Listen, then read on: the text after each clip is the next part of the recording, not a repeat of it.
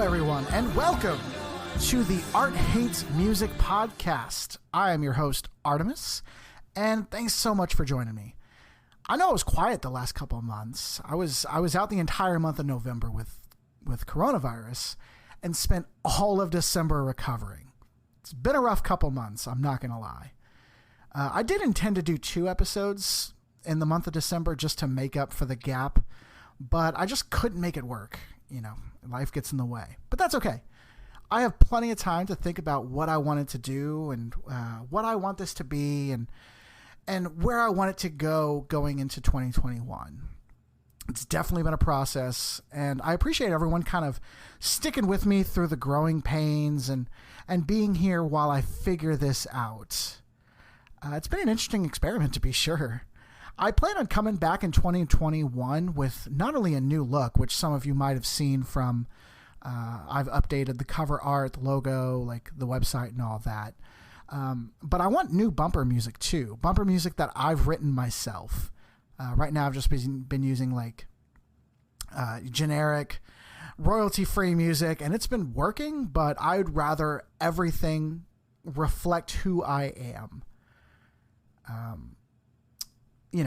I've been using the song in the intro. That's my song. That's White Noise, but I'll end up writing a new theme song for that. But as the show starts to take shape, it's time to make everything about it just reflect me and what Art Hates Music is all about. I thought I would be much angrier about the music that I hate, but maybe this year has just taught me that there's other things to worry about, man. You know, I don't have it in me anymore to be that angry about pop songs. I think sarcasm is the best that I can muster, but Art Snark's music isn't quite as snappy of a title.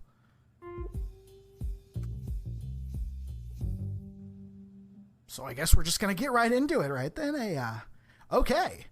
So in 1978, the Eagles released a Christmas single that would forever change the standard for what a Christmas song could be.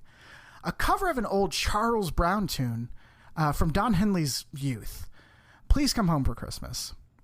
Of course, it was an instant classic, but it came at a time when the band was really struggling. They had just released 1977's Hotel California, and that proved to be a massive album for them.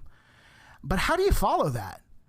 Their follow-up, The Long Run, was almost 7 months behind schedule and wouldn't even be released until the following year, almost 3 years after Hotel California.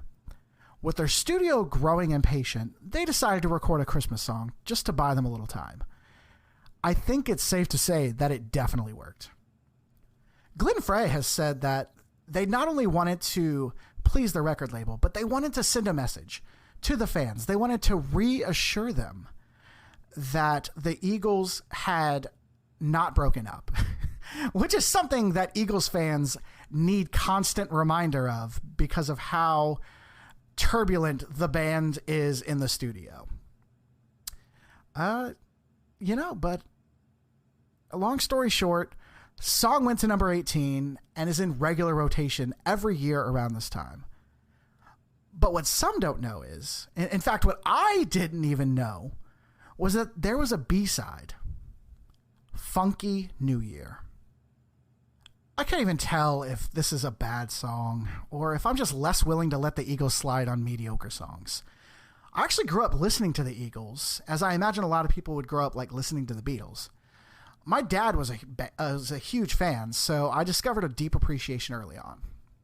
I think a lot of what I really enjoy about music, harmonies and, kind of that Laurel Canyon sound, I think a lot of that comes from my early days of listening to the Eagles. While I wouldn't call them my favorite band or anything, they have made such an incredible catalog of music that I can make peace with the fact that they haven't embraced the internet like most other musicians from their time, and spend most of their time actively keeping a younger generation from discovering them. But that's a topic for another time. Stop saying time. Anyways, what I'm saying is that I'm a fan. But I don't know every Eagles song ever made, obviously, so imagine my surprise when I come across this article about the history of Please Come Home for Christmas. And they mention another potential holiday classic to throw into my yearly rotation, Funky New Year, obviously an Eagles original. It feels like the band trying to harness the sound of Edgar Winter and even some of like their earlier stuff. But they only gave themselves 20 minutes to do it. It's just the feeling I'm getting. Funky New Year is about a hangover. That's it. That's the song. And while I think most of us can certainly relate to the feeling after a particularly wild New Year's Eve, it's missing the part where we all feel ashamed of ourselves and vow to never drink again. The song begins with the sounds of the morning after. The saddest, most out-of-tune version of Auld Lang Syne plays in the background as people grunt and blow on their party favors. There's 30 seconds of this. It's way too long to get to the song. It's not a great start, but it's the Eagles, so you give them a little bit of the benefit of the doubt. Once the song finally kicks in, it's actually kind of promising. It starts like any other good Eagles song should, with Glenn Frey's incredible rhythm and Don Henley keeping it in the pocket. Don Henley's actually one of my favorite drummers. He gets overlooked a lot, but he's so tight, man. Like, how can you not like him? He's a singing drummer. I do have affinity for singing drummers for sure. The song grooves. I'm not going to lie. It honestly does. Where it really falls apart is in the lyrics. You get the general idea during the first verse. There was a party and he's hungover now. There's just not a whole lot to go on. No stories being told, which I think is what frustrates me the most. The Eagles are so great at telling stories, and they're not going to tell any kind of story. It's obvious that they had the music first and just kind of threw together the lyrics. I think maybe they wrote the first verse and were like, yeah, let's call it a day. They just kind of ad-lib the rest of the song. It's a pretty short song, so obviously they knew they didn't have very much to work with. In doing research for this episode, I was actually shocked to discover that I'm probably the only one that doesn't enjoy this ode to hangovers. In fact, they've performed it live, so the band obviously likes it and trusts their fans like it as well. I saw articles calling it like a hidden gem amongst the Eagles catalog, and I can't get behind that. I'm sorry. Okay.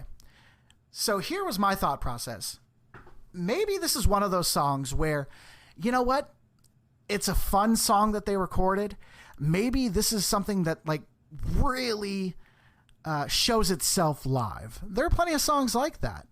So, I thought maybe this song just works better live. Maybe that's why everyone likes it.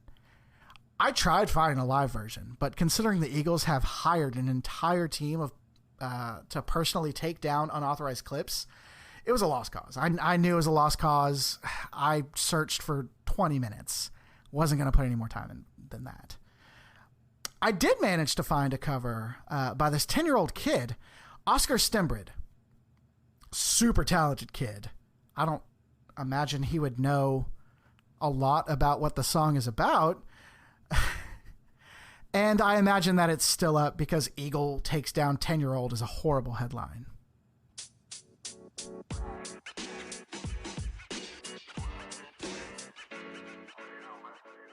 Look, I have no way of knowing if this ever became like a jam and that's why it's so beloved.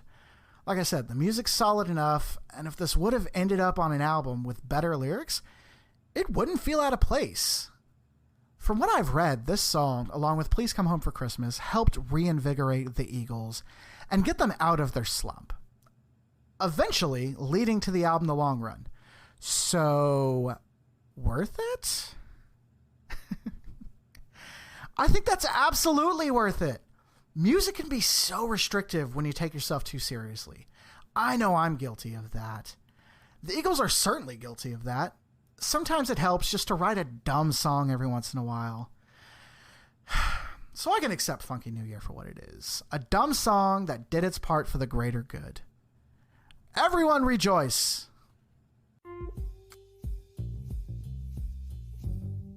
Look, I know this episode's a little on the shorter side, but then again, the topic of this episode was a short song, so I feel it's probably appropriate. I do have other things in the works for next year, and I'm so excited. And just thank you all for joining me. I know I've got my loyal listeners, and I really do appreciate every single one of you that have listened to each episode so far. And I'm just getting started. It's been exciting. I'm buying some new gear. I'm looking to take it to the next level next year and really commit to doing one episode a month. Ideally, I'll do 2 episodes a month. One kind of solo episode where I just do it like this, more short form, 15 minutes or so. And then I do plan on having guests eventually.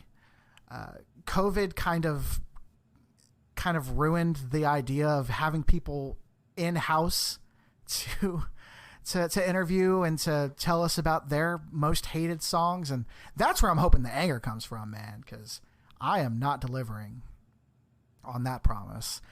So I do plan on having guests, and in general, just really seeing where this goes. It's been fun, so I'm going to do it whether anybody's listening or not. But people have been listening, so that's reassuring, and it's really nice to see. People care about my opinions enough. Maybe I'm just, they're curious about the songs that I'm not liking that they just so happen to like. So far, I've heard people defending the songs that I've reviewed, so keep that coming. Yeah, tell me your opinion. I'm okay with that. I may end up opening up accepting clips of your thoughts on the songs, good or bad, making that a segment. I think it'd be interesting to see just what everyone else thinks about the song. And, it's all about discussion, man. Music is the great unifier, and let's really bring it together in 2021. So that's it. Last show of the year. Here we are. Thank you all so much for joining me, and I'll definitely see y'all in the next year. Just take care of each other, take care of yourselves, and I'll see you soon.